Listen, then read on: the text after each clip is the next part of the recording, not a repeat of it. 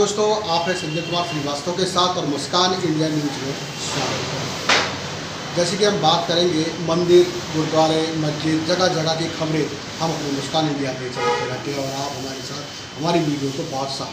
तो आज इसी प्रकार से हम लेकर आए आपको लक्ष्मी नारायण मंदिर में। जो लक्ष्मी नारायण मंदिर बनी हुई है जस्ट दिव्या कॉलेज के साथ में लगता हुआ किशनगंज के अंदर ये मंदिर करती है। तो हम यहाँ पे पंडित से मिलाते हैं जो परोपकारी महाज्ञानी परम ज्ञानी पंडित जी हैं और जो 1950 से मंदिर को स्थापित करते हैं। कहते हैं यहाँ पे कई पुरानी प्राचीन मूर्तियाँ और मंदिर भी हैं जो आज मंदिर में तरह तरह के पूजा पाठ, हवन, कीर्तन, भजन, सत्यनारायण कथा वगैरह सभी चीज़ होता है। आप स्क्रीन पे दिए गए नंबर पे संपर्क भी कर सकते हैं पंडित जी से किसी कर्मकांड या कथा के लिए, भागवत कथा के लिए। तो हम बातचीत कराएंगे आज पंडित जी से और मिलाएंगे पंडित जी से, बात कराएंगे इनके जीवन में कैसे कैसे गाथा आई और कैसे कैसे इन्होंने जो है संघर्ष किया मंदिर के लिए और आज मंदिर स्थापित करके बैठे हुए। तो ये मुलाकात कराते हैं पंडित जी से। बहुत बहुत स्वागत है मुस्कान इंडिया न्यूज़ में और जो है हमारी दर्शक आपको देख रही है तो कृपया एक बार जो है परिचय देंगे।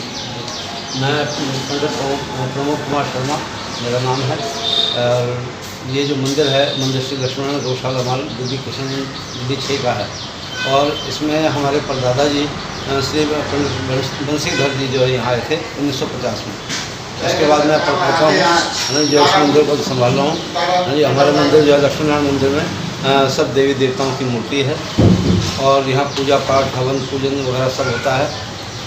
किसी प्रकार की यहाँ कोई वो नहीं है और सबसे बड़ी चीज़ है कि इस मंदिर का ट्रस्ट नहीं है और ट्रस्ट है तो सिर्फ हमारे जो लाला लोग हैं उन लोगों का परिवार का है, क्योंकि परिवार का मंदिर है, उनके परिवार का।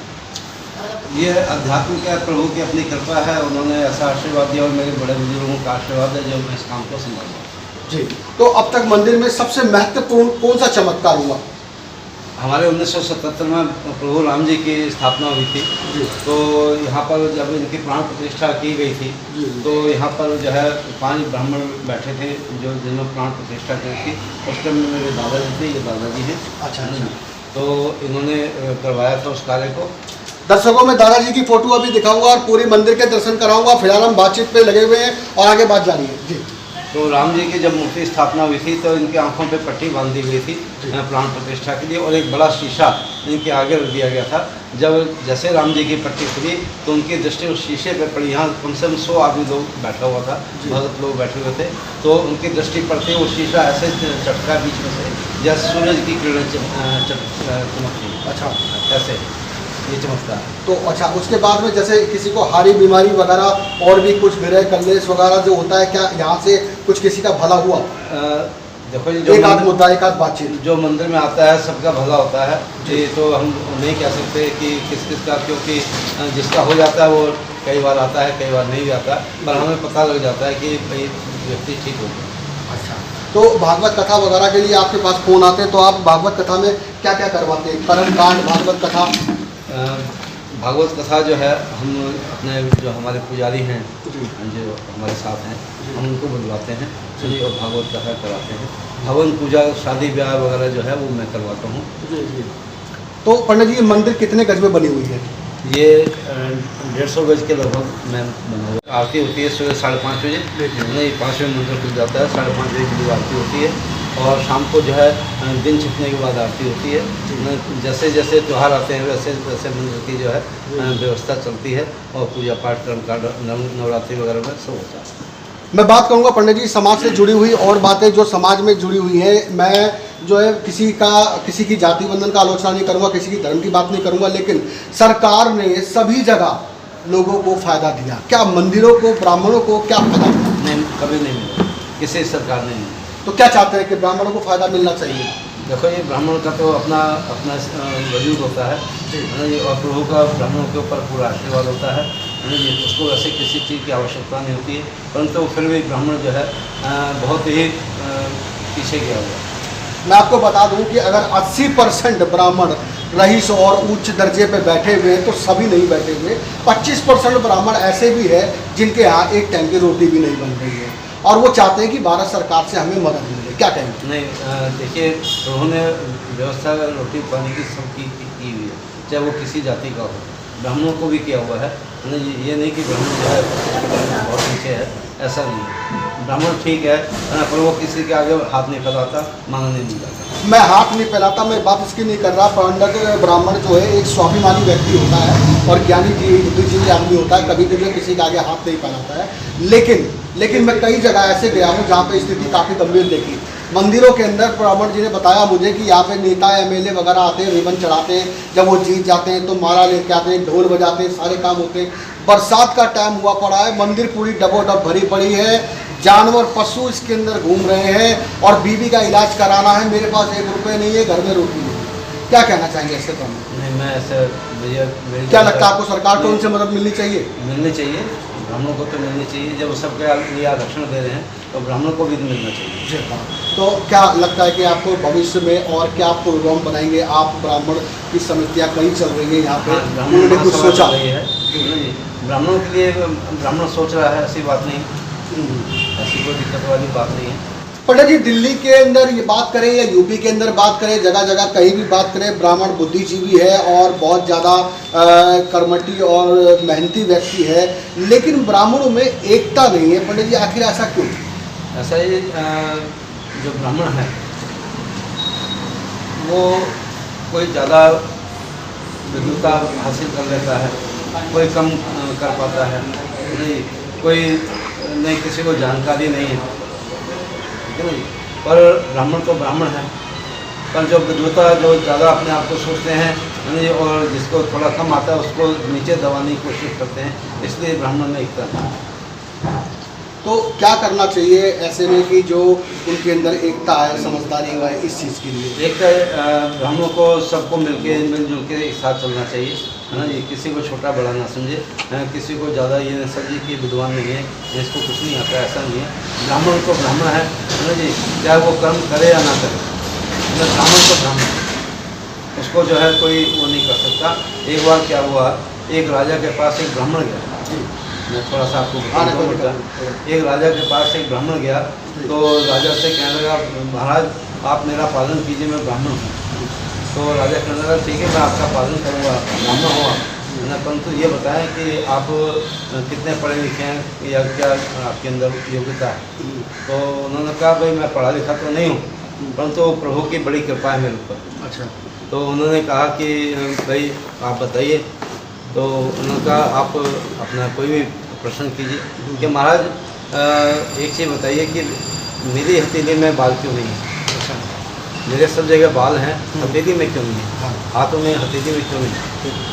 उन्होंने ब्राह्मण ने जो है प्रभु का ध्यान किया। उन्होंने कहा, महाराज आपकी हथेली में बाल इसलिए नहीं है क्योंकि आप दान देते रहते हैं, इसलिए आपके बाल घिसे हैं, इसलिए आपकी हथेली में बाल नहीं है।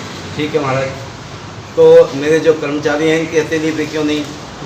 तो ब्राह्मण ने जो है प्रभु का फिर ध्यान किया। उन्होंने कहा, महाराज बात ऐसी है, आप दान देते रहते हैं, है ना जी, और हम लेते रहते हैं। आप ब्राह्मण को दान देते हैं तो हम लेते रहते हैं और आप देते रहते हैं, पर ये 8-8 घंटे खड़े होके, है ना जी, आपकी ड्यूटी बजाएंगे, है ना जी, आपकी सेवा में रहेंगे, महीने में इनको जाके कुछ मिलेगा, है ना जी। और ये भाई हम तो कुछ देर के लिए आएंगे और कुछ देर में आप हमें बहुत कुछ दे देंगे, है ना। तो ये हथेली ऐसे घिसते रहते हैं, इसलिए इनके हाथों में बाल नहीं, हथेली पे बाल नहीं। अच्छा। तो ऐसा जो है उस राजा को उसका उत्तर दिया गया। तो क्यों? प्रभु की ब्राह्मणों पर कृपा है, तो इसलिए जो है वो थोड़े में भी संतुष्ट हो जाता है। परंतु एकता इसलिए नहीं है लोग ब्राह्मणों में कि वो कुछ अपने आप को ज़्यादा विद्वान समझते हैं कि ज़्यादा विद्वता करने से ज़्यादा पैसे की प्राप्ति होगी, ऐसा कुछ नहीं है। प्रभु ने ब्राह्मणों के ऊपर, भगवान कृष्ण ने तो अपने ब्राह्मणों को अपना मुख बतलाया कि ये मेरे मुख हैं, है ना जी।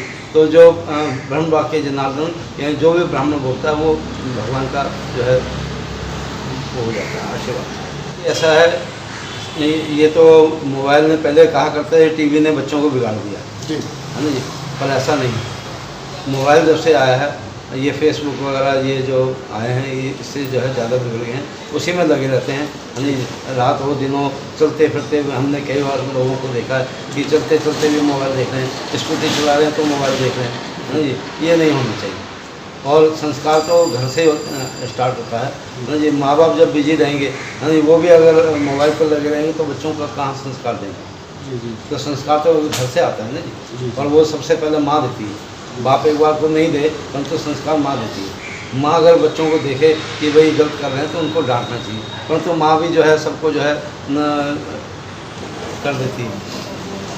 खैर, माँ बाप माता पिता दोनों पर ही होता है। और मैं अगर बताऊँ आपको, खैर बात काटूँगा यहाँ पे, मैं बात दूसरी करूँगा। अंतिम आखिरी सवाल, जन्माष्टमी आ रही है नज़दीक और 15 अगस्त आ रहा, भैया दूज आ रहा है, और कई त्यौहार हमारे हिंदू के लगे हुए हैं, बराबर लगे हुए हैं। क्या कहना चाहेंगे जन्माष्टमी पर मंदिर में क्या क्या स्वागत, क्या क्या तैयारी कर रहे हैं? देखो ये हमारा छोटा सा मंदिर है, यहाँ ज़्यादा बड़ा नहीं है।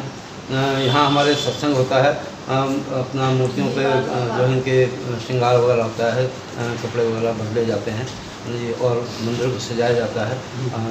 जन्माष्टमी पे सफेदी वगैरह जो लोगों का आवन गवन बराबर लगा रहेगा? बराबर लगा रहता जी। है। और हमारे मंदिर में खूब भीड़ होती है रात के 12 बजे। कुछ मूर्तियाँ वगैरह जो बनाई जाती हैं? नहीं, हमारे इतना जगह नहीं, पहले बनाते थे हम। अच्छा, नहीं, अच्छा। अब नहीं है इतना। अच्छा। और कोरोना काल की वजह मतलब से तो- धूमधाम से पूजा पाठ चालू रहेगा, कीर्तन भजन चालू हाँ रहेगा? जी, कीर्तन भजन रात को 12 बजे तक? 12 बजे तक। और 12 बजे के बाद आरती होती है, आरती के बाद जो है प्रसाद वितरण होता है। हाँ जी। देशभक्ति पे बात करेंगे। हमारे नौजवान जो है बॉर्डर पर रात दिन तैनात रहते हैं, और जो 15 अगस्त आने वाला है, क्या कहना चाहेंगे? आज 15 अगस्त को आप खुली आज़ादी ले पा रहे हैं कि नहीं ले पा रहे? देखो ये खुली आज़ादी तो पहले भी थी, आज भी है ना जी। आज फेसबुक ज़्यादा हो गया है, जी है ना जी, मोबाइल ज़्यादा हो गया है, तो उस पर जो लोग लगे रहते हैं। चंद बातें हमारे नौजवानों के लिए जो हमारे बॉर्डर पे खड़े हुए हैं। देखो ये मेरे साले हैं जो CRPF में हैं, अच्छा। है ना जी। एक साला ASI था CRPF में, वो एक्सपायर हो गया। और एक मेरा साला है ना जी, वो भी CRPF में है, और अपना कश्मीर में तैनात है। अभी बीच में झारखंड आया था वो, फिर उसके बाद कश्मीर चला गया। तो उनके लिए तो यही है कि जय जवान जय किसान। आने वाले 15 अगस्त को देशवासियों को क्या कहना चाहेंगे? खुश रहें, स्वस्थ रहें, है ना जी। और आजकल जो जैसे बीमारी चल रही है, थोड़ी दूरी बना कर रखें और अपने आप को सेफ रखें। ठीक है पंडित जी, बहुत बहुत धन्यवाद हमारे मुस्कान इंडिया न्यूज़ चैनल में बात करने के लिए। और अब मैं दर्शकों से बात करना चाहूँगा।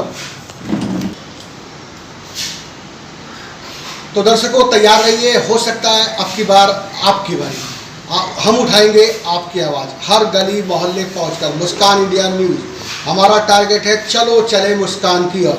तो हम फिर मिलाएंगे पंडित जी से, जब तक बने रहिए हमारे साथ। संजय कुमार श्रीवास्तव, दिल्ली।